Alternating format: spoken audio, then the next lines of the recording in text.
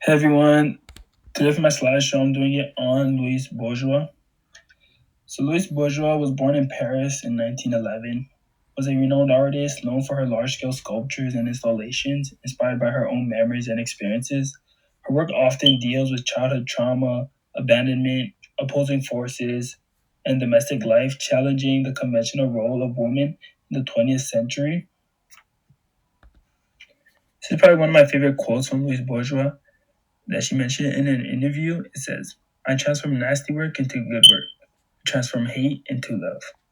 It's probably my favorite quote from her because it just shows how she truly is in touch with her own emotions. Next is her artwork. The first one is Mammon. Mammon is one of Louise Bourgeois' most famous and iconic works. It stands over 30 feet tall and is made of steel and marble. It explores the spider as a central theme, offering viewers a comprehensive experience as they walk beneath and interact with the mammoth sized artwork.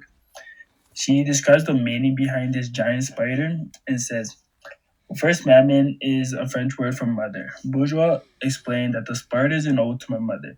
She's my best friend. Like a spider, my mother was a weaver. My family was in the business of tapestry restoration, and my mother was in charge of the workshop. Like spiders, my mother was very clever. Spiders are friendly presences that eat mosquitoes. We know that mosquitoes spread diseases and are therefore unwanted. So spiders are helpful and protective, just like my mother. Another one of her artworks is called The Blind Leading the Blind. So, The Blind Leading the Blind is an early sculpture constructed from pointed wooden planks attached to a flat beam. The whole represents her complicated feelings about both her parents and her own experience of parenthood as both a delicate and sometimes confining act of balance. Louise likened this piece to a table, inspired by early memories of spending time underneath one herself, from which she could only spy her parents' legs as they moved throughout a room.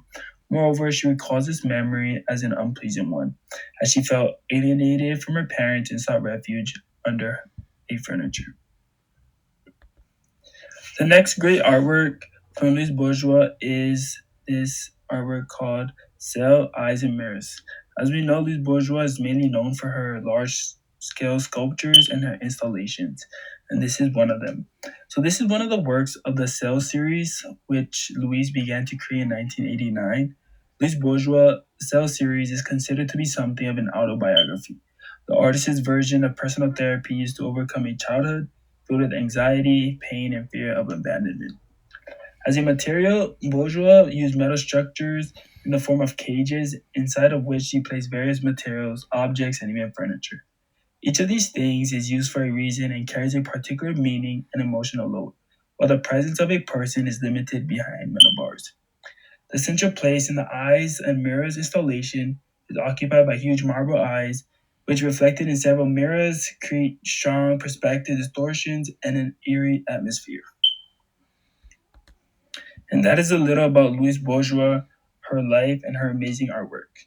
I hope you enjoyed it, and here's my credits and sources. Thank you.